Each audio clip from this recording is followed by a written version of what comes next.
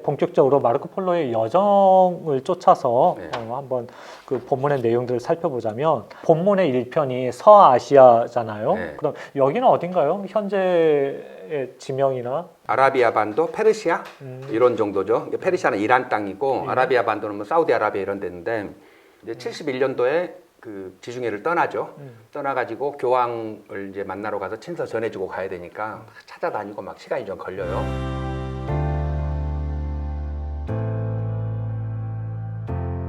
그리고 내려와가지고 호르무즈 해협까지 옵니다. 지금 아라비아 만에 있는 아래쪽에 있는 호르무즈 해협까지 와서 여기서 이제 배를 타고 인도양을 건너서 가자라고 왔는데 이제 그 사람 표현이 재밌어요.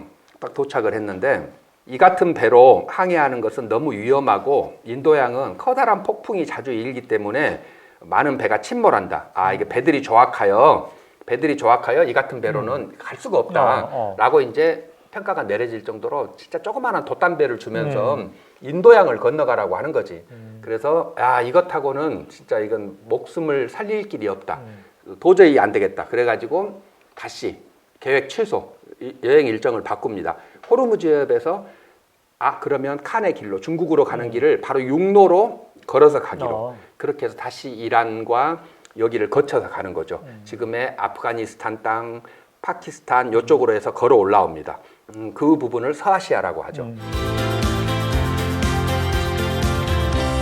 그 내용을 보면 요새 핫하게 떠오르고 있는 그 이렇게 관광지, 해외 관광지 중에 하나가 조지아인데 조지아도 나오고 아르메니아도 나오고 거기를 지나는 이제 여정들이 그 동방경로 안에서 펼쳐지잖아요. 그런데 그 방향이 동서남북, 그다음에 그 가운데까지 합쳐져서 팔방위로 이렇게 나오는데 그 거리를 하루 거리로 만들어 계산을 하더라고요. 그러니까 이게 뭐냐면 해가 있는 동안 말이 달리지 않고 이렇게 터벅터벅 걸어서 사람의 발걸음보다는 빠르겠지만 그것을 하루의 거리라고 얘기를 하는데 현실적으로는 한 30km 정도 된다면서요.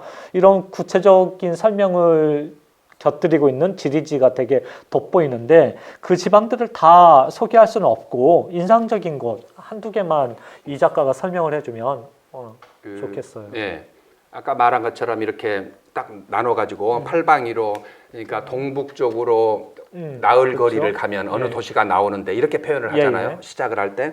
그래서 거의 세계 지도가 머릿속에 있는 사람은 이제 그쪽이 좀 어렵습니다. 지중해, 흑해, 카스피해, 아라레 요 부분과 중앙아시아 부분이 지도를 봐도 좀 어렵긴 한데 아르메니아, 조지아 쪽과 이제 연결되어 있는 그 지역을 서아시아 지역을 첫 번째 장에서 다루고 있는데 가다 보면 재밌는 지역이 이제 쿠르도스라고 하는 지역을 가면서 저는 이제 마르코 폴로의 동방계문록이 이런 부분이 정말 대단하다고 생각을 하는데 그냥 지나가지 않아요. 호기심이 많고 해가지고 이 지적 욕망이 있어가지고 계속 물어보고 상황을 보는데 여기 내가 보다가 너무 웃겨가지고 37장에 나오는 이야기죠. 남자나 여자가 죽으면 성대한 장례를 치르는데 부인들은 죽은 사람을 생각하며 4년 동안 매일 한 번씩 운다. 그렇죠? 이게 이제 그 우리 3년상 치르듯이 4년 동안 운대 이 동네는. 그들은 친척과 이웃이 모두 모여 죽은 사람을 크게 위에 크게 울고 통곡하고 슬퍼하는데 여기서 이제 재밌는 것이 있어요. 죽은 남자나 여자를 위해 어떤 날이든 정해주기만 하면 일정한 대가를 받고 와서 능숙하게 곡을 해주는 여자들도 있다. 이렇게 쓰고 있어요. 우리 그 곡자라고 하잖아요. 곡자. 아니요, 곡비라고 하죠. 곡비. 곡비라고 쓰는구나. 그건 이제 계집종 비자를 써서 곡비인데 대신 울어주고 돈 받아가는 사람. 우리 지금은 이제 없어졌지만 예전에 3년상 치르고 뭐 할 때 장례식에 울어주는 사람 있지 않습니까? 우리 옛날 역사에도 있었는데 조선에도 있고 그랬는데 이 이야기가 서아시아에 있는 쿠르도스 지방을 지나갈 때 이걸 들은 거예요. 마르코 폴로 너무 신기하지. 그래서 이거를 기억하고 있다가 이대로 지금 설명을 해주는 거잖아요. 정치 지도자들이 어떻고 종교가 어떻고 이 사람들은 뭘 먹고 살고 어떤 생활을 하고 이게 다 기록돼 있지만 그중에 핵심은 이 내부 이 사람들이 살고 있는 문화의 내부를 잊지 않고 이렇게 보고 있다는 거. 이거 진짜 이거 마르코 폴로 동방계문록은 그냥 읽기로도 재밌을 좀 엄청나게 재밌는 그래서 위대한 책이 아닌가라고 생각하는데 저는 이제 서아시아에서 봤던 제일 재밌는 대목은 여기였어요. 곡 국비 이야기 나올 때 그 이제 뭐 곁다리 얘기지만 네. 문학을 하는 사람의 역할이 시를 쓰는 사람의 역할이 다른 사람 대신 울어주는 곡비의 역할이다라는 이야기도 있어서 수계이징 출간을 축하드립니다. 감사합니다. 또 하나가 지금의 시리아 알레포 그 위쪽인데 지금으로 보면 당시에 아주 유명한 집단이 있었어요. 그 산상의 노인이라고 하는 암살자 집단이 있어요. 이슬람의 암살자 집단. 자객? 예, 자객을 키우는 집단이에요. 아예 엄청나게 큰 규모가. 그래서 이슬람의 국왕 그 술탄들을 암살하고 그래요. 영화나 이런 데 굉장히 많이 등장하는 이야기들입니다. 훗날에 자꾸 나오는 훌레구, 일칸국을 세우러 가는 훌레구가 바그다드를 가기 전에 거기를 지나가요.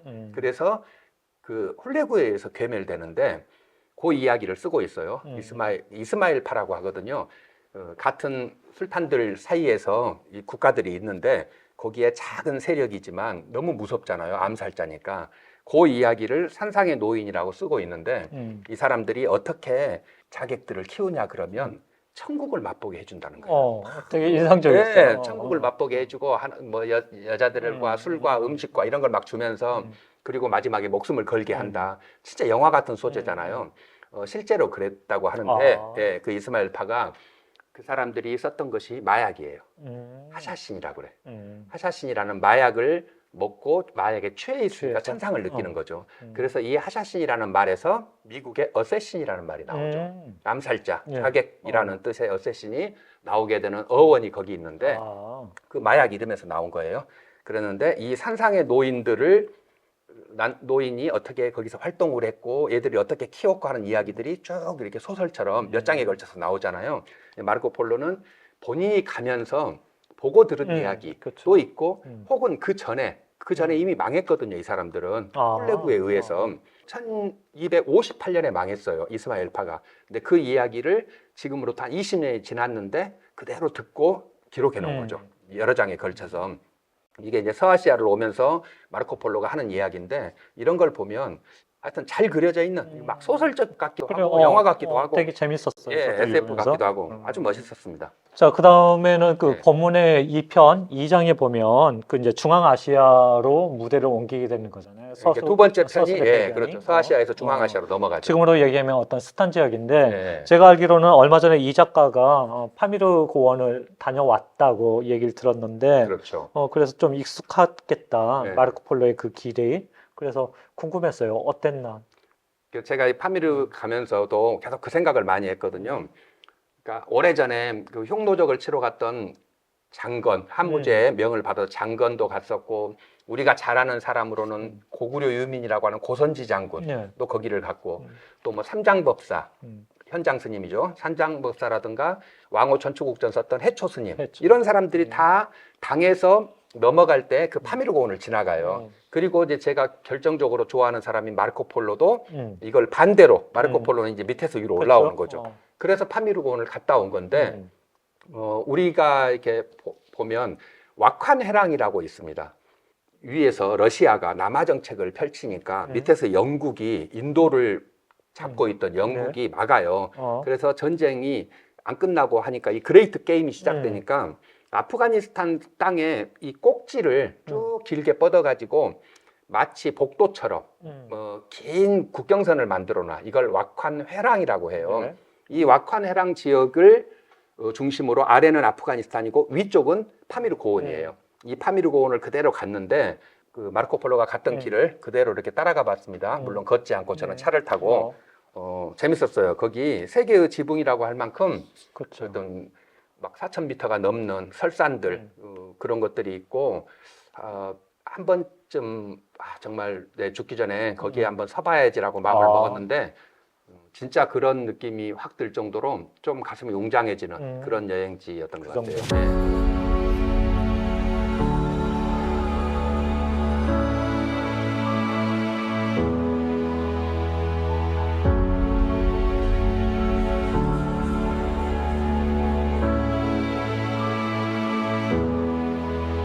재밌는 게 이 왁환해랑은 아프가니스탄이잖아. 위는 파미르 고원이고 나는 파미르 고원에 있는데 아프가니스탄하고 얼마나 가깝냐 그러면 이 강이 한 5m도 안 돼, 폭이. 아, 예, 조그마한 강이, 판지강이 흘러요. 강도 아니네. 예, 왁한강과 판지강이 이렇게 흐르는데, 거기 이렇게 내가 서가지고 물을 이렇게 만지고 있거든. 그러면 내 핸드폰에 위치 추적이 잘못되나 봐. 그래가지고 계속 외무부에서, 외교부에서 문자가 오는 거야.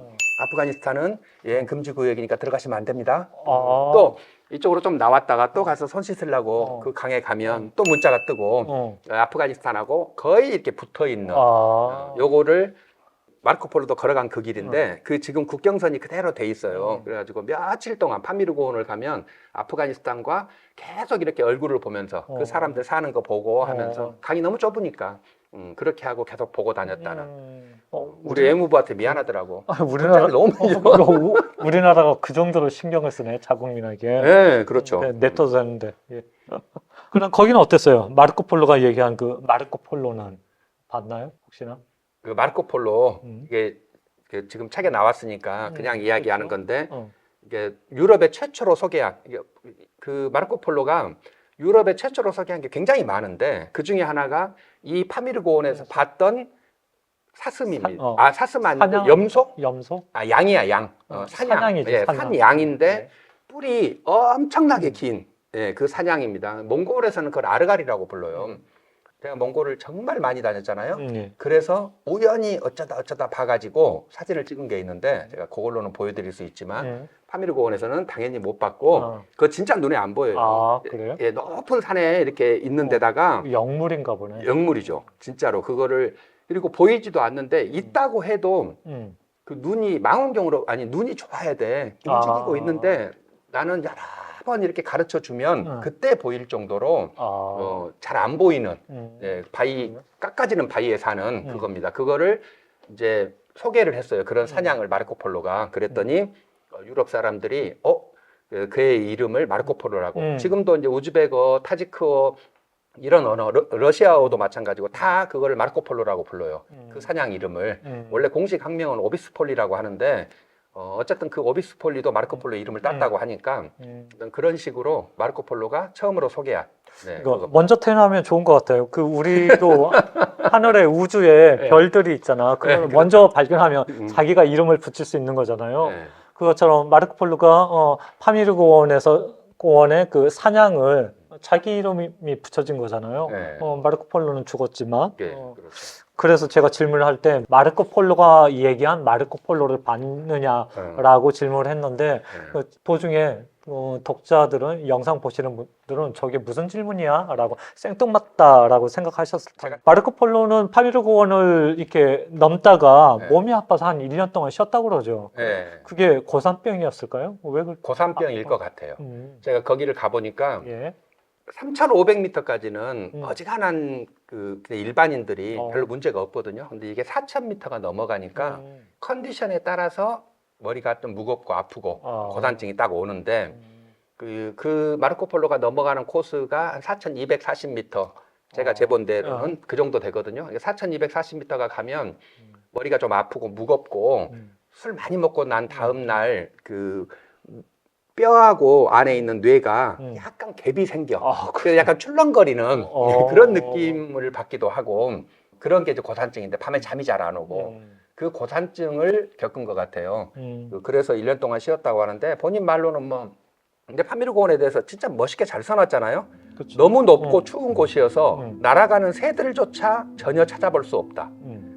또한 여러분에게 말하건대 그처럼 극심한 추위로 인해 불마저 그리 밝지 않고 그러잖아요. 다른 곳에서야 같은 색깔도 띠지 않으며 요리도 제대로 되지 않는다. 높은 곳에 올라가면 느끼는 증상이기도 하고 그런 걸 마르코폴로는 제대로 경험을 한 거죠. 고산증으로 아팠던 것 같아요. 그 이야기하기가 조금 거시기한 부분이 있긴 한데 사람들이 가지고 있는 어떤 그 풍문에 의하면 그 풍문이 이 동방견문록에도 나와 있던데요. 눈에 띄는 게 뭐냐면 카물 지방에 대한 이야기죠. 거기에서는 외지의 손님들이 찾아오면 그 남자가 아내에게 그 사람이 뭘 원하든지 간에 다 들어주라고 주문을 한다는 그렇게 얘기를 한다는 내용이 있는데 그러니까 그거를 이렇게 그대로 들어보면 이제 몽골 사람들은 외부인들을 환대하기 위해서 자신의 아내도 빌려준다라는 그런 풍속이 있었잖아요. 그래서 그거를 칸이 그 금지시키기도 했는데 결국은 다시 묵인해줬던 그렇게 여기에 나와 있던데 그게 사실인가요? 그런 문화? 아주 오래전에 2, 30년 전에 아내를 빌려주는 나라 뭐 이런 책이 있었어요. 우리나라에. 그래서 이제 몽골 여행기를 쓰면서 제목을 이렇게 선정적으로. 선정적으로 지은 건데 그런 오해를 굉장히 많이 하죠. 나한테도 지금도 많이 물어봐요. 아내를 빌려주는지. 내가 많이 경험해봤는데 안 빌려줘요. 농담이야. 안 빌려주는데 여기 지금 이제 59장에 써놓은 이야기 카물 지방이라고 했죠. 그렇죠. 지금의 함입니다. 파미르고원의 이제 핵심 도시가 무르갑인데 이 무르갑에서 중국 쪽으로 넘어가면 카슈가르라는 데가 나와요. 지금은 카스라고 하죠. 카스지구 카스인데 이 카스에서 이제 우르무치와 투르판 쪽으로 나오는 도낭 쪽으로 나오는 길에 있는 곳이 함입니다. 지금은 이제 공식 이름이 함이에요. 실크로드의 중심 도시 중에 하나죠. 그 하미 지방에서 겪었던 일을 쓰고 있는 거예요. 마르코 폴로의 이야기에는 이 책에는 아내를 빌려주는 문화가 3번 나오죠. 하나는 하미에서, 하나는 티베트에서, 그리고 하나는 카인두라고 하는 건도, 지금의 중국 땅 건도에서 있었던 이야기를 쓰고 있는데 이 3가지가 다 중국 땅에 있습니다. 중국의 실크로드 지역에 있는 문화고 몽골의 문화하고는 좀 달라요. 그래서 몽골의 칸이었던 몽케 칸이 금지한다라고 했죠.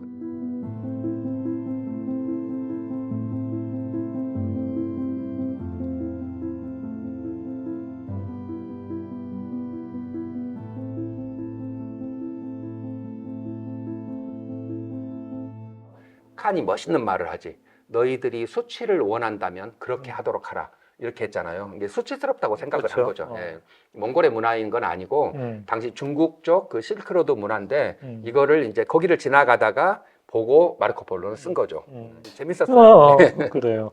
워낙 이게 재밌는 부분들이 많은 책이어서 또 이어서 얘기를 해보자면 바로 뒷부분 카물지방 다음 부분에 보면 살라만더 이야기가 나오잖아요. 신의 광맥에서 그걸 캐가지고 그걸 파쇄한 뒤에 엉킨 양털 같은 실을 말려서 절개에 놓고 찧어서 실을 만들어내서 그걸로 수건을 만든다고. 처음에는 흰색이 아닌데 불에 넣으면 그게 하얗게 변한다고, 흰색으로 변한다. 그 얘기죠. 그렇죠. 근데 이게 무슨 이야기죠? 살라만더 이야기. 살라만더 성면이에요. 성면. 이거는 그 아주 오래된 책이어서 그 당시에는 되게 그런 풍경들이 신기하겠다라고 생각이 됐는데 지금에 와서 읽어도 그 풍경이라면 지금의 현대인들도 되게 신기하게 볼 만한 그러한 진경들이 책에 많이 그렇죠. 있죠. 우리도 얼마나 그게 몰랐냐 그러면 성면이 이제 스레트 지붕에 그거 우리 어렸을 때만 해도 그게 거기서 삼겹살을 구우면 기름 잘 빠진다고 그렇죠. 다 사람들이 거기다 삼겹살을 구워 먹었다고요. 성면이 발암물질인데 모르고 그거 없어진 지 얼마 안 된 것 같아요. 유럽 사람들은 당시의 유럽 사람들은 이 성면이라고 하는 것을 살라만더라고 하는 게 뭔지를 아예 알 수가 없었어요. 그래서 불 속에 사는 동물이다 라고 생각을 했던 거예요. 오히려 그들이 환상적이었던 거지. 모르니까. 근데 이거를 마르코 폴로가 거기를 중앙아시아를 지나가다가 본 거예요. 아, 이걸 이렇게 해가지고 광물을 캐서 만든 거구나. 그래서 성면은 그냥 땅에서 캐는 광물이라는 것을 처음으로 유럽이 알게 된 거예요. 성면은 불에서 사는 동물이 아니라는 거. 이런 게 이제 중앙아시아를 지나가면서 봤던 마르코 폴로의 경험들인데 이게 기록이 잘 돼 있으니까 유럽 사람들이 또 놀랄 만하죠. 새로운 정보가 엄청나게 많잖아요, 지금.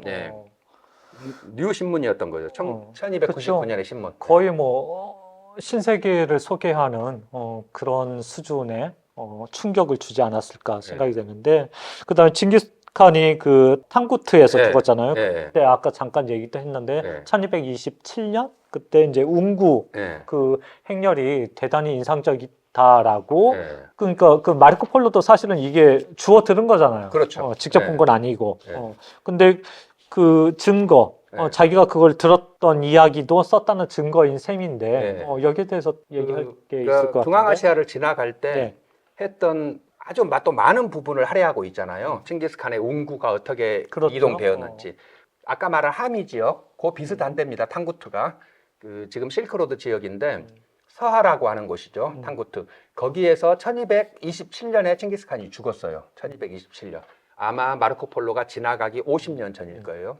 죽었는데 그 칸의 웅구를 몽골까지 가지고 옵니다. 그러면서 오다가 만나는 사람들은 네가 하늘에 가서 칸을 모셔라 하면서 죽였다는 이야기를 포함해서 쭉 공부가 이제 진행되는 걸 써요. 이런 걸 보면 이제 그 당시에는 그 지역에는 얼마나 많이 남아 있겠어요. 세계를 지배하던 칸이 죽었으니까 그 이야기가 전설처럼 떠돌고 있는 걸 채집을 해서 써놓은 거죠. 사마천도 그렇게 해서 쓴 거잖아요. 그러겠죠. 네, 비슷한 걸 쓴 건데 여기에 이제 그 마르코 폴로는 알타이라고 하는 산이라고 썼어요. 알타이라는 산. 네. 그쪽 사람은 그렇게 알았나 보지.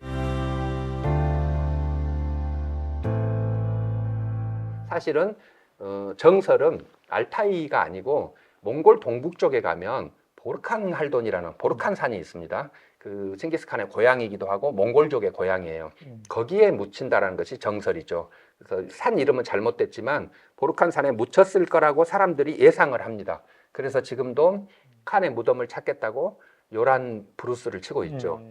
거기에 뭔가가 아직도 못 찾은 거죠? 예, 못 찾았죠. 그리고 안 찾아질 것 같은데 막 진시황처럼 어마무시한 궁을 그 릉을 만들어 놨을 줄 알고 찾으러 다니는 건데 제가 봤을 때는 유목민 정신하고 좀 다른 문제이지 않은가.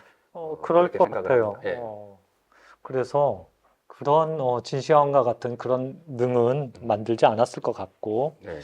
그리고 그거는 영원히 묻혀 있으면 좋겠다. 네. 사람들이 찾아내지 못하면 좋겠다. 네. 그런 생각이 드는데요. 아무튼 이야기를 듣고 보면 마르코 폴로는 대단하다라는 생각이 계속 더 커질 수밖에 없는데, 그가 가지고 있는 그 진취적인 호기심, 네. 그리고 아주 뛰어난 기억력, 그런 것들이 이 세계를 어떻게 변화시켰는가, 그런 부분에 대해서 다시 한번 경탄을 할 수밖에 없는데요.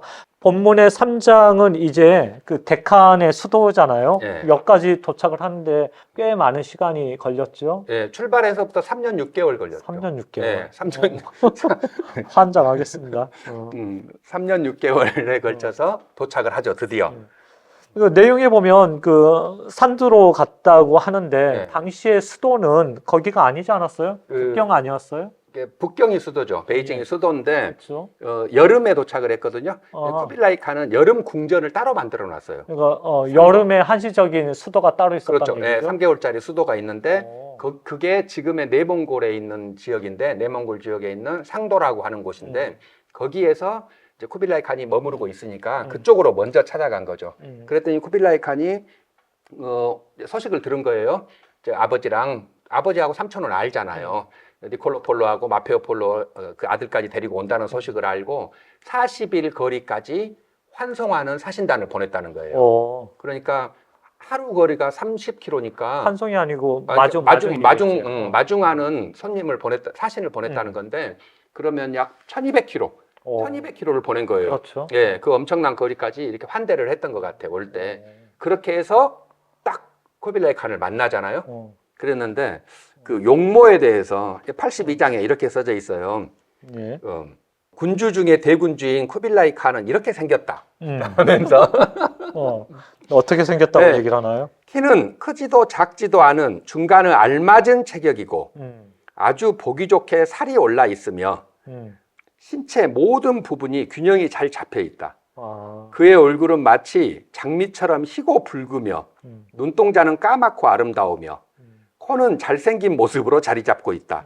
뭐 이런 식으로 표현을 하고 있는데 인상착의를 보니까 작고 통통한 사람이었네. 그러니까 칸이기 때문에 크지도 않고 작지도 않다라고 얘기를 하는데 보통 그러면 작다라는 얘기였고 통통했다는 얘기인데. 그렇죠. 일반적으로 다른 이제 정사에 보면은 쿠빌라이 칸은 좀 뚱뚱했어요. 뚱뚱했고 통풍이 왔어요. 나중에 당뇨 합병증 같은 걸로 통풍이 와가지고 다리가 아프거든요. 그래서 말을 못 합니다. 나중에 노년에 여기에도 나오지만 나얀과의 전쟁을 하러 가요. 동방에 있는 나얀이라는 또 다른 동방의 칸이 자기 사촌인데 그 반란을 일으키니까 그거를 정벌을 하러 가. 나이가 이제 70살인 노구가 그러면서 말을 못하니까 코끼리를 타고 가요. 이게 통풍 때문에 그러거든. 코끼리를 탔다는 이야기가 그 이야기인데, 그러니까 조금 뚱뚱했고 통풍도 있었는데 이렇게 조금 잘 이렇게 뽀샵을 해가지고 그렇죠. 보여준 거죠. 네. 그 보통 우리가 이제 그 칸 하면 어떤 영웅의 기계, 영웅의 몰골을 갖추는 기계가 좋고 그런 인물을 생각을 하는데 그래도 뽀샵을 잘 해줬네요. 그렇죠. 예. 그리고 마르코 폴로가 이제 수도를 그리면서 네. 난 이게 정말 뻥이 아닌가 싶었는데 6천 명을 한꺼번에 접견을 할 수 있는 그런 규모의 를 얘기하고 있단 말이에요. 네. 묘사를. 예. 그게 정말 가능한가요? 접견실이 얼마나 넓길래 한 번에 6천 명을 접견을 할 수 있나? 그 사람들이 다 대운동장에도 그렇게 안 들어갈 텐데. 그렇잖아요. 그렇죠. 그게 여러 가지가 있는데 예. 특히 이제 칸의 수도, 상도라든가 베이징 대도라고 하는 수도라든가 밑에 항주라든가 이런 데를 그려놓은 게 이제 하여튼 좀 놀랍습니다. 접견실이 얼마나 크고 넓은지 6천 명 이상이 한꺼번에 식사할 수 있으며 그러니까 접견만 한 게 아니고 식사도 한대. 그럼 책상도 놔야 되니까 얼마나 넓겠어. 얼마나 많은 방이 있는지 놀라울 정도이다. 그리고 뭐 그 도시로는 비단을 실은 1,000량 이상의 수레가 매일같이 도시로 들어온대. 비단을 실은 수레가 1,000량씩 들어와. 또 뭐 저기 항주에 갔을 때는 하루에 43대의 수레만큼의 후추가 들어온다고 했잖아요. 후추가 당시에 금보다 비쌌는데 수레 43대씩이 매일 소화가 된다는 거예요. 도시 하나에서. 그럴 정도로 당시 몽골 제국이라고 하는 건 지금으로 보면 뉴욕과 어디 뭐 베이징과 이런 몇 개의 도시를 합쳐놓은 세 개의 수도이기 때문에 그런 것이 가능했다는 거죠. 그리고 6천 명이 한꺼번에 식사를 하면 식사를 할 정도면 백정원도 그렇게는 대접을 못 하겠다. 그렇잖아요. 백정원도 한 6천 명 있는 거지. 그러니까 그 6천 명 거를 한꺼번에 먹을 수 있도록 준비를 하려면 소신이 뭐니 장난 아니겠다라는 생각이 잠깐 들었고요. 사실은 동방견목의 어떤 정점이라고 할 수 있는 게 쿠발라이 칸의 어떤 치세 기간 동안에 몽골 제국의 어떤 면모들을 마르코 폴로가 직접 목격하는 부분들이잖아요. 그래서 나는 그게 참 그 인상적이었고, 그런데 여기에서 드러나는 몽골 제국의 진면목, 마르코 폴로가 발견했던 그런 것들은 어떤 장면들을 꼽을 수가 있을까요? 쿠빌라이 칸이 칭기스칸의 손자잖아요. 어마무시했던 게 칭기스칸 때 정복했던 면적이 약간 777만 평방킬로미터라 그래요. 감이 안 오네. 네, 우리나라는 10만 평방킬로미터예요. 네, 그 한 77배를 했는데 그렇죠. 쿠빌라이 칸 때 이르면 3,200만 평방킬로로 변해요. 자기 할아버지 칭기스칸 때보다 4배가 커지는 거예요. 몽골 제국이. 물론 그 사람 혼자 한 건 아니지만. 그런 정도로 그 세계 제국을 다 장악을 하고 있는 건데 지도에서 보면 쫙 이렇게 유라시아 전체가 다 있는 거죠. 몽골 제국이 돼 있는 건데 쿠빌라이 칸의 뇌피셜은 그런 거예요. 말 위에서 천하를 정복할 수는 있지만 말 위에서 천하를 통치할 수는 없다. 이게 이제 칭기스칸과 다른 쿠빌라이 칸의 뇌피셜인 거예요. 그런데 그건 어떤 의미예요? 정복 전쟁은 가능하지만 통치는 불가능하잖아. 그래서 말에서 내려오는 거야. 북경으로 수도를 이전하는 거고 중국화 됐다고 유목민들은 문제 제기를 하죠. 그래서 이 책에도 아주 많이 나오는 카이도와의 전쟁이 그런 거잖아요. 그렇죠. 초원 세력과의 전쟁. 그러는데 쿠빌라이 칸은 그런 내치가 필요했다고 믿었던 거예요. 뚱뚱하고 당뇨병이 있었는데 통풍이 있었는데도 80살, 만 80살까지 살아요. 장수까지 해버리지. 치세도 잘하는데 그래서 이 세계를 바꿔놓는 건데 그 중에 하나가 경항대운하라는 거예요. 베이징이 수도고 밑에 항주하고 연결한 운하를 만들어요. 그러니까 마르코 폴로가 항주를 가서 놀란 거지. 도시 안에 다리가 12,000개의 다리가 있다고 그러잖아요. 자기도 물의 도시 베네치아에서 온 사람이야. 그쵸. 지금도 우리는 운하하면 베네치아잖아요. 그런데 항주에 가서 보니까 비교도 안 되는 거야. 우리 동네 거하고는 레벨이 너무 달라. 12,000개의 다리가 있으니까. 그럴 정도로 경양대운하를 만드는데 운하가 그렇게 파진 거예요. 파나마 운하 대충 몇 킬로일 것 같아요? 수에즈 운하 몇 킬로일 것 같아요? 파나마 운하는 82킬로가 되고 수에즈 운하는 160킬로쯤 돼요. 그렇게. 경양대운하는 쿠빌라이가 판 경양대운하는 1789킬로예요. 1700. 이 거리를 중국을 가로질러서 운하를 파놨어요. 이런 어마무시한 대공사를 포함해서 내치를 하려고 해요. 쿠빌라이 칸이. 저는 이제 요거는 외부적으로 보이는 것들이고 외양이고 이것에도 물론 마르코 폴로는 놀래서 많이 기록을 하고 있지만 그렇죠. 정작 마르코 폴로도 놀랬고 또 유럽인들도 놀랬던 내부적 이야기 제가 3가지만 할 건데 저는 이 책의 또 포인트 중에 하나라고 생각해요. 당시의 몽골 제국이 세계사를 어떻게 바꿨고 세계를 어떻게 장악하고 있었는지를 보여주는 대표적인 이야기인데 예. 하나가 지폐예요. 지폐. 돈. 정의돈. 자기들은 그때 동전을 썼는데 동전보다 10배 가벼운데 10배 이상의 가치를 가지는 칸에 인장이 찍혀서 누구도 사형을 당하기 때문에 그걸 위조하면 안 된다고 했던.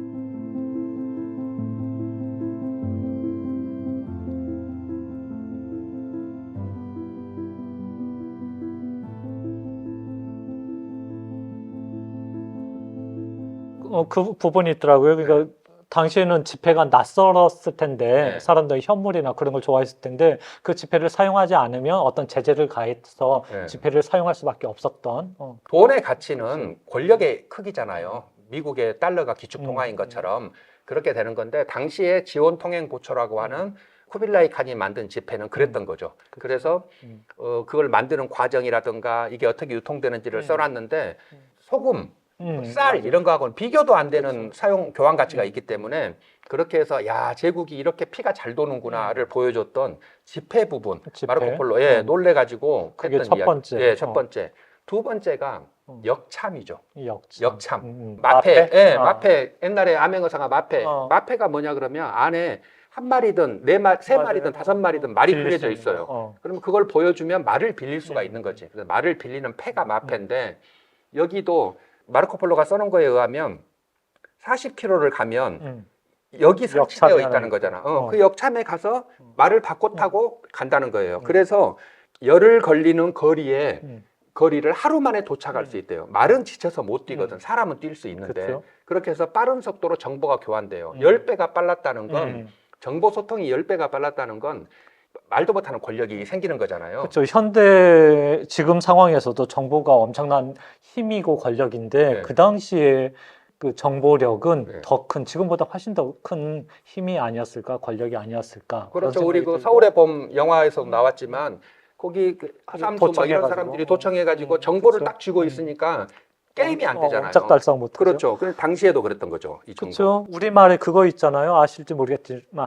얼마나 가야 돼? 한참 가야 돼. 한참이라는 게 그 역참과 역참 사이의 그 거리를 한참이라고 하는 거잖아요. 그 참을 역참이라고 하죠. 잠치라고도 하고 하는데 이게 몽골 제국이 만든 그 이야기들인 거죠. 사실은 이것이 그 전부터 만들어져 있었기 때문에 마르코폴로가 걸어서 이 길을 올 수가 있었던 거예요. 그렇죠. 타미르고원을 넘을 때 말고는 하루 정도를 걸으면 다 계속 만나거든. 이런 것을 그렇게 해서 왔던 거고 정보도 교환되고 물자도 교환되고 상인들도 다니고 군사도 다니고. 그러면 자, 세 번째는 뭐예요? 세 번째는 검은 돌이에요. 검은 돌. 내가 검은 돌 있는 데서 학교 다녔는데 흑석동에서 학교 다녔는데 그 흑석입니다. 흑석동. 그는 여기서 장작처럼 타는 일종의 돌에 대해 이야기한다. 이 부분이잖아요. 검은 돌이 있어.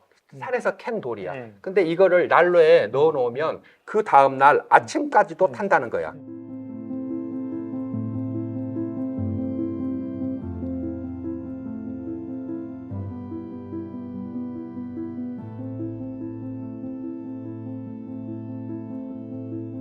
석탄이죠. 석탄을 처음으로 말해준 거예요. 유럽 사람들에게. 그러니까 나는 사실은 이 책을 보면서 개인적으로 가장 놀랬던 부분이 이 부분인데 그러면 그때까지 마르코폴로가 얘기하기 전까지 서양에서는 석탄을 몰랐다라는 거예요? 그렇죠. 금이나 다이아몬드만 알고 석탄을 몰랐다라는 게 그게 나는 정말로 의아했어요. 우리가 지금의 유럽을 생각하니까 선진국이고 막 대부분 옛날부터 막 뭐 했을 것 같잖아요. 중세까지는 정말로 작은 동네였던 아주 작은 마을이야. 그 이마트도 없고 그랬다는 거예요. 그렇죠. 근데 그거를 지금의 눈으로 보니까 이상한 건데 중세 유럽은 좀 생각하기 힘든 곳인데 처음에 몽골이 이 석탄을 만들어냅니다. 그래서 석탄이 만들어지면 따뜻한 게 문제가 아니고 고열을 지속적으로 낼 수가 있어요. 그러면 뭐가 되냐면 도자기를 만들 수가 있어요. 도자기를 만들어서 특히 당시에 유명했던 게 청화백자예요. 지금도 이제 박물관에 가면 많이 있죠. 하얀색의 백자인데 푸른색으로 용도 그리고 했던 이게 청화백자예요. 이 청화백자가 몽골 제국 최고의 수출품이 되는 거예요. 그래서 국가의 부가 많아요. 마르코폴로가 그걸 보고 놀래가지고 포슬레인이라는 말을 그때 써요. 이 동방견문록에 포슬레인이라는 말도 마르코폴로가 지은 말인지 아닌지는 모르지만 유럽에 있는 모든 서적 책 중에 가장 먼저 소개된 말이에요. 그래서 그 포슬레인이라는 말이 자기라는 말로 지금도 영어로 쓰는 말이 되는 거죠. 이건 마르코폴로가 하여튼 만들어서 서양에 남긴 지폐 이야기, 주온 통행보초, 그다음에 역참제 이야기라든가 석탄과 도자기 이야기라든가 이런 것들이 마르코폴로가 하여튼 서양 세계에게 정말 새로운데 혁명적 변화를 주는 어떤 것들이잖아요. 그런 이야기를 남겨줬던 정말 획기적인 책이 될 수밖에 없었던 이유, 이런 것들이 이제 중국 편에서 많이 보여지는 거죠. 그리고 이 질문을 해야 되나 말아야 되나 살짝 고민이 되기도 하는데, 사실은 그 마르코폴로의 동방견문록이 마르코폴로가 구술은 했으나 루스티첼로에게 구술을 했으나 그가 소설가였기 때문에 그 소설가의 상상력이 발동이 되어서 마르코폴로의 이야기에다가 자신의 소설가의 상상력을 덧붙여서 한 8대2 비율로 만들어낸 허구가 아닌가라는 의심이 드는 부분이 개인적으로 어떤 부분이냐면요. 데칸이 그 사안푸를 그때 공격을 할 때 3년 동안 전쟁을 하는데 거기를 이렇게 그 점령을 못하는 거잖아요. 데칸이 가지고 있는 군사력을 가지고도 그때 그러니까 마르코폴로의 아버지 니콜로하고 삼촌 마페오하고 마르코폴로가 데칸한테 얘기를 하죠. 우리가 저 성을 공략할 수 있게 해주겠다. 그래서 투석기를 이제 그때 만들었다라는 거잖아요. 마르코폴로가 만든 투석기를 보고 쿠블라이 칸 데칸이 하는 얘기가 타타르인 누구도 다 경탄한 아주 신기한 병기라고 얘기를 했다는데 우리 그 고려 시대의 그 역사만 보더라도 투석기는 그 전부터 전쟁에서 많이 활용됐던 병기인데, 근데 그거를 이들이 모르고 있었을까라는 의문이 들더라고요.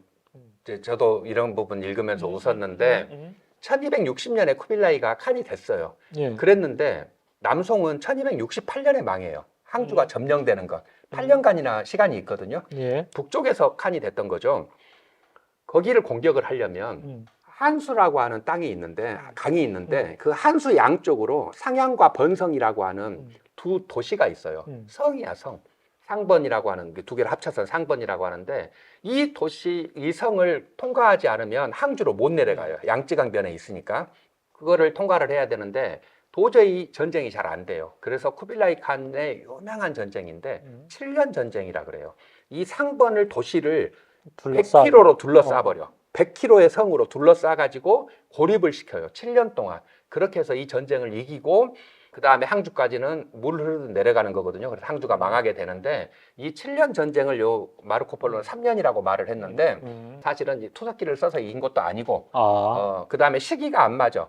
마르코폴로가 가기 전에 이미 15년 전에 10년 전에 거기를 정복을 했기 때문에 시기도 맞지 않고, 요거는 나중에 들었어. 우리가 항주를 어떤 병사들한테 들은 거지. 우리가 항주를 어떻게 공격했냐 그런 말이야. 이러면서 한 건데, 투석기가 미리 있었다는 것도 사실입니다. 아까 그 칭기스칸이 죽었다는 탕구트 서하 그 공격을 할 때도 도시잖아요. 성벽으로 되어 있는 도시. 이런 데들은 다 투석기를 통해서 공격을 했기 때문에 미리 있었고, 이제 이런 부분은 구라가 양념이 좀 심하네 라고 생각할 수 있는 대목입니다. 그 아무래도 이 부분은 마르코폴로의 어떤 영웅담 그거를 그렇죠. 조금 자신의 공로를 과장해서 자기가 전쟁 이기게 만들어줬다는 거잖아 지금. 오바합니다. 일종의 전쟁 영웅이었다. 그렇죠. 그런 느낌이 물씬 나고요. 그 다음에 또 이어보면 동방견문록에 보면 의외의 것이 뭐냐면 일본이 거론되고 있다는 거죠. 일본이 되게 긍정적으로 향로도 많고 또 뭐 또 많다고 했더라? 금도 많고 그런 환상적인 그 나라로 묘사가 되고 있는데, 그렇다면 당시에 고려는 몽골과 가깝게 지냈던 고려는 마르코폴로의 그 기록에 없는 것 같은데 제가 잘못 읽었나요? 팩트로 정해진 거는 정면에서 다룬 건 없고요. 일본을 지팡구라고 그랬죠. 지팡구. 저펜이니까 지팡구라고 부른 건데, 요게 이제 여기가 황금으로 된 나라고 황금이 넘쳐나가지고 외부로 반출이 안 되기 때문에 넘쳐난다. 막 이런 이야기를 써놓으니까 우리 콜럼버스가 지팡구를 찾아서 가는 거예요. 그래서 그 기록에 보면 산살바들에 도착했을 때 여기가 지팡구라고 자기는 주장을 하기도 하고 그러거든요. 황금이 많다고. 그렇게 이제 그려지고 있는데 여기가 이제 일본에 대한 그림만 그린 게 아니고 그 칸이 일본을 정복하기 위해서 2번의 전쟁을 치른다는 이야기를 해요. 원래 정사에 나온 거예요. 1274년에 한 번, 81년에 한 번. 우리나라 역사에도 나와요. 그렇죠. 고려사에도. 고려사에도 나오죠. 대일본 정벌전을 갔는데 우연찮게 2번 다 태풍을 만났죠. 가미가제를 만나서 일본은 살아남고 이제 그랬던 이야기가 아주 많이 걸쳐져 있잖아요. 3만 명이 포로가 돼서 도망가가지고 나중에 죽게 되고 그 지금도 남아 있습니다. 하카다만 위에 있는 후쿠오카 쪽으로 가면 있는데 그 이야기를 오랫동안 그리고 있죠. 고려는 그리지도 않고 설명을 안 하는데 요 일본 정벌전에 간 사람들이 여몽연합군이라고 하죠. 고려와 그렇죠. 몽골 연합군이고 여기 가서 대부분 이제 두 번 다 직원은 왔지만 다 마산 하포에서 출항했던 사람들인 거고 그래서 고려는 그런 식으로만 지나가지 마르코폴로의 관심에서는 당시에는 좀 없었던 걸로. 마르코폴로가 그 고려에 왔었으면 그의 눈에 비친 고려는 어떤 모습일까 되게 궁금했는데 그게 나오지가 않아서 조금 아쉬웠다라는 생각이 들고요. 그 다음에 이거는 그 데칸의 정치, 그러니까 통치 체제, 아니면 통치 이념과 관련된 이야기일 수 있는데, 그러니까 종교에 대한 자유를 되게 많이 부여를 했던 것 같아요. 그래서 그 마르코폴로의 이야기에 따르면 다양한 이슬람이라든지 아니면 그리스도교 에 대한 이야기들을 얘기하면서 우상 숭배자에 대한 이야기를 하고 있거든요. 그러면서 쿠발라이 칸이 자신의 마르코폴로의 아버지와 삼촌한테 교황 그 친서를 이렇게 전달을 하면서 그리스도의 교법에 정통한 그 사제라고 해야 되나? 성자 100명을 파견을 해달라라고 요청을 하죠.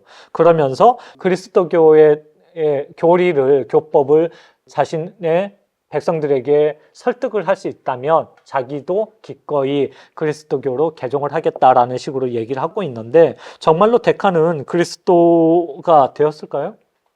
궁금하다. 칭기스칸 때부터 유명한 말이에요. 모든 종교는 허용한다. 나에게 신성한 것이 있으면 너에게도 신성한 것이 있는 거다. 다 인정을 해줬죠.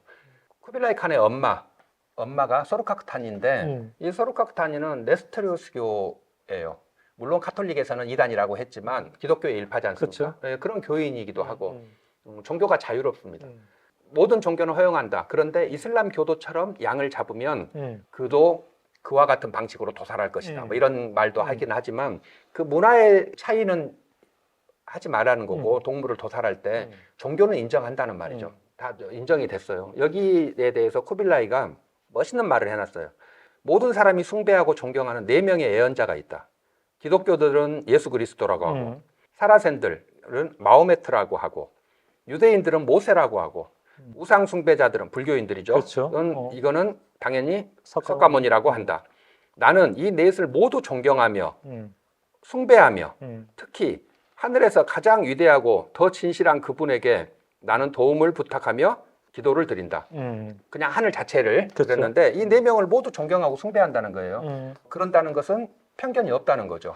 그러니까 그 마르코폴로가 가지고 있는 그런 그 사상과 세계관과 몽고 제국의 어떤 데칸의 그 통치 이념의 세계관이 일치하고 있다라는 그런 생각이 들고요. 어떤 종교에 대한 다양성과 그 종교적인 가치들을 다 인정을 해준다라는 거.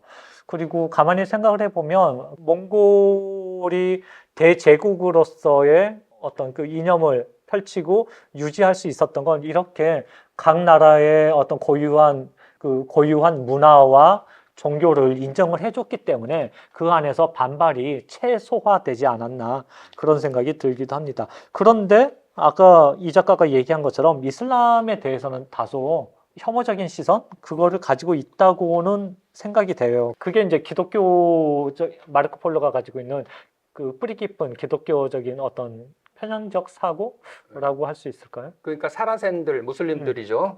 십자군 전쟁이 막 끝났을 때잖아요. 십자군 원정 때문에 이슬람과 친해질 수는 없었을 것이고 그렇게 표현한 거고 특히 또 불교 같은 경우를 그냥 불교라는 말을 한마디도 안 쓰잖아요.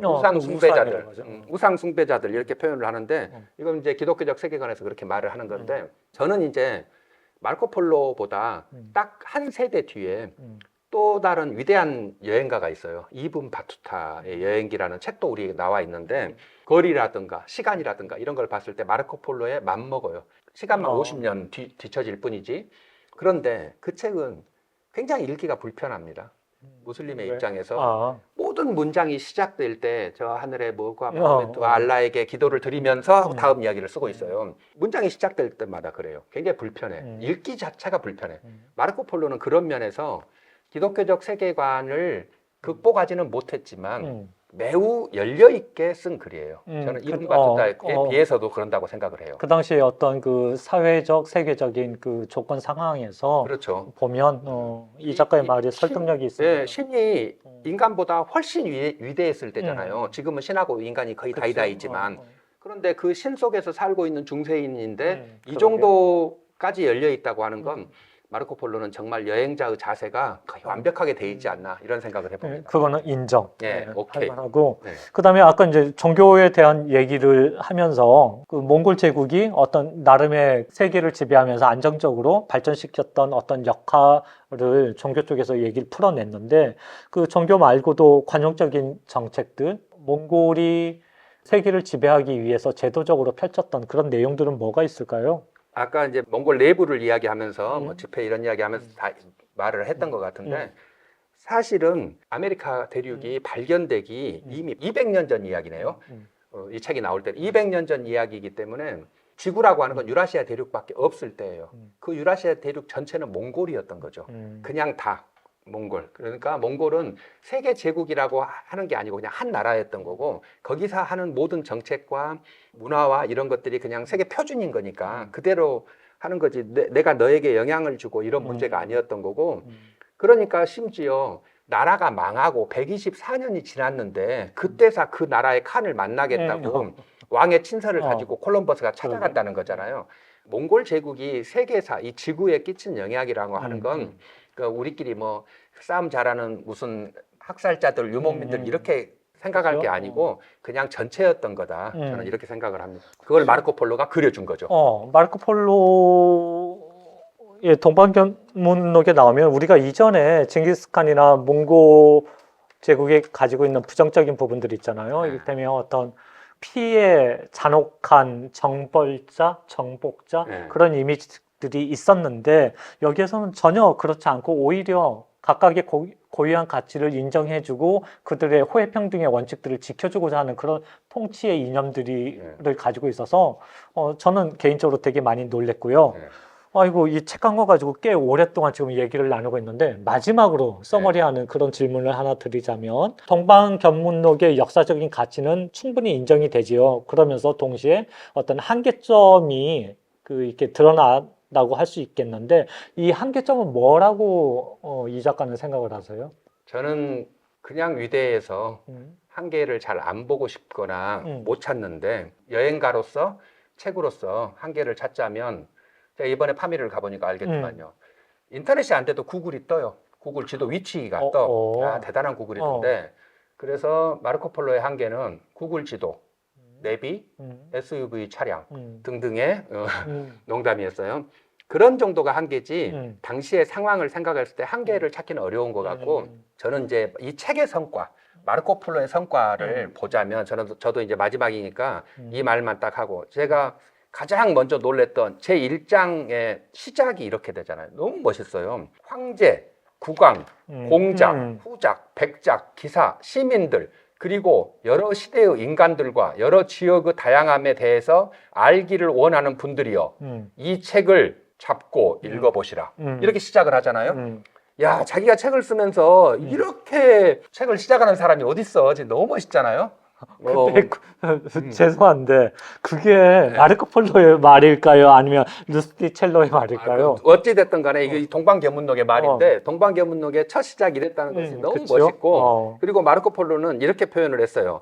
제가 정리하는 바로는 이겁니다. 제가 마르코 폴로를 보면서 자, 목도하거나 진실이라고 들은 갖가지 경의를 글로 쓰지 않음으로써 그러한 것을 보지도 알지도 못하는 다른 사람들이 이 책을 통해 알 수 있도록 하지 않는다면 그것은 너무나 큰 죄악이 될 것이기 때문이다. 그래서 나는 이 글을 쓴다.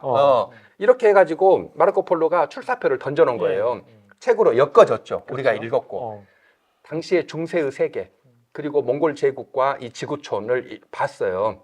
글을 통해서 이 책을 통해서 저는 너무 사실은 감동적이었고 꽤 여러 번 읽는 책인데 정말 이야기로도 재밌고 새로운 것이 지금도 남아있고 너무 시간이 짧아서 소개를 못 시켜드렸지만 정말 가지가지 이야기들이 신기한 게 너무 많지 않습니까? 저는 정말 한번 읽어보면 족한 너무너무 훌륭한 책이다. 인류사를 바꾼 최고의 책 한 권을 꼽으라고 했을 때도 빠지지 않을 것 같은 저는 그런 느낌이 드는 책입니다. 제 마음에서는. 사실은 저도 이 동방경록 마르코 폴로의 동방견문록은 한 40여 년 전에 들었죠. 이 책이 있다는 걸. 그렇고 이제 진짜로 이 완독을 하는 데는 40년의 세월이 흘렀는데요. 제 생각에는 조금 1년이라도 좀 더 빨리 읽었으면 얼마나 좋았을까라는. 하지만 그럼에도 불구하고 잘 읽었다. 뒤늦게나마 잘 읽었고 많은 것을 배울 수 있는 그런 책이어서 이 작가와의 오늘 이 시간이 더욱더 뜻깊었던 것 같습니다. 고맙습니다. 오늘 또 즐거운 책 이야기 너무 같이 잘해주셔서 고맙습니다. 예, 수고하셨습니다. 네.